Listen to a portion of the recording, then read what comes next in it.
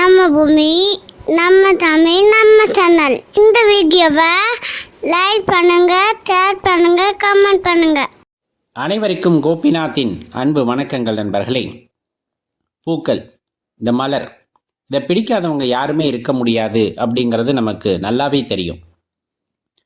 நம்ம மன அழுத்தத்தில் இருக்கோம், மனசோர்வாக இருக்கோம் அப்படிங்கும் போதெல்லாம் இந்த மலருடைய வாசம், அது எதுவாயினும் சரி, ஒவ்வொருத்தருக்கும் ஒவ்வொரு மலர் பிடிக்கும். அது மாதிரி பிடித்த மலருடைய வாசனையை நுகரும் பொழுது அவர்கள் அந்த மன அழுத்தத்திலிருந்து படிப்படியாக வெளியே வருவார்கள். எவ்வளவு கோபமாக இருந்தாலும் அப்படியே படிப்படியாக வெளியே வரதை பார்த்துருப்போம்.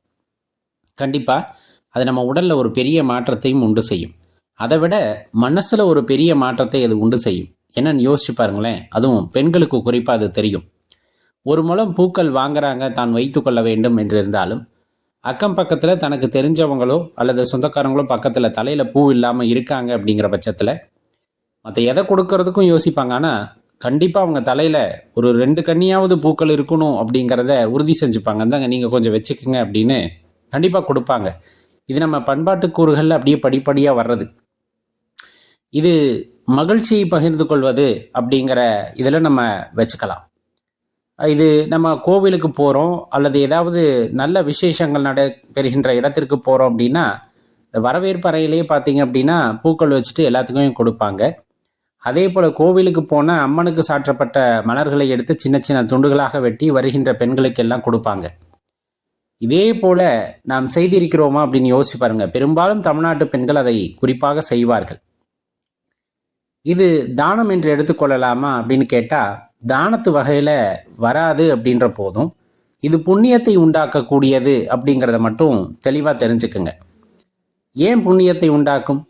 ஒரு மனிதனின் மனதிலே மகிழ்ச்சியை உண்டாக்குகிறோம் அப்படிங்கும் போதே அது புண்ணியம் அப்படிங்கிறத மறந்துட வேண்டாம். ஒருவர் தலையில் வந்துட்டு பூக்கள் இல்லாமல் இருக்காங்க, அவங்க ஒரு ஏக்கமாக கூட இருந்திருக்கலாம், வாங்கக்கூடிய அளவுக்கு பொருளாதார வசதி இல்லாமல் இருந்திருக்கலாம், இல்லை வர்ற வழியில் இல்லாமல் இருந்திருக்கலாம், இது மாதிரி ஏதேனும் ஒரு காரணியாக இருக்கலாம். ஆனால் மனம் வந்து ஒருத்தர் அந்த பூக்களை கொடுக்கின்றார் அப்படின்னா அவங்க மனம் அப்படிங்கிறது மகிழ்ச்சி அடையும். ஒரு மனிதனின் மனதிலே மகிழ்ச்சியை உண்டாக்குகிறார்கள் அப்படிங்கும் போது அதை செய்தவருக்கு அந்த புண்ணிய பலன் போய் சேரும்.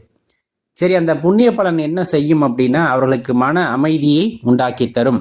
அதே போல் ஒரு கௌரவத்தை உண்டாக்கி தரும் அப்படின்னா அதில் மாற்று கருத்தே இல்லை. உங்களை பார்க்கும் பொழுது ஒரு நன்மதிப்பு அப்படிங்கிறது எல்லோரிடமும் ஏற்படும் அப்படிங்கிறதுல ஏதேனும் ஐயப்பாடு உங்களுக்கு இருக்கிறதா என்று யோசித்து பாருங்கள். நம்ம காகத்துக்கு சாப்பாடு வைப்போம், நாய்க்கு சாப்பாடு வைப்போம், எல்லா ஜீவராசிகளுக்கும் சாப்பாடு வைப்போம். ஏன்? எல்லா ஜீவராசியும் இன்புற்று இருக்க வேண்டும் என்று. 100 பேர் 1000 பேருக்கு சாப்பாடு போடுவோம். ஏன்? எல்லோருமே வந்துட்டு வயிறு நிறைய சாப்பிட்டு மன மகிழ்ச்சியுடன் இருக்க வேண்டும் என்று. இது எல்லாம் எந்தளவு புண்ணியத்தை உங்களுக்கு உண்டாக்கி தருகிறதோ அதே போல்தான் இந்த மலரை மற்றவர்களுக்கு கொடுக்கும் போது அவர்கள் மகிழும் போது உண்டாகின்ற அந்த அதிர்வலை உங்களுக்கு பெரிய புண்ணியத்தை உண்டாக்கி தரும் அப்படிங்கிறத ஞாபகம் வச்சுக்கோங்க. இதுவரையிலும் அந்த பழக்கம் உங்களுக்கு இருக்கிறதா என்று யோசித்து பாருங்கள். இருந்தால் ரொம்பவே நல்ல மனிதர்கள் நீங்கள் அப்படிங்கிறத மனசில் வச்சுக்கலாம்.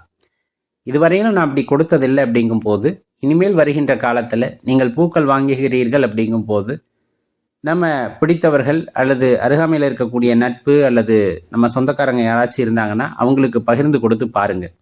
கண்டிப்பாக அது சந்தோஷத்தை உண்டு பண்ணும். நன்றி, வணக்கம்.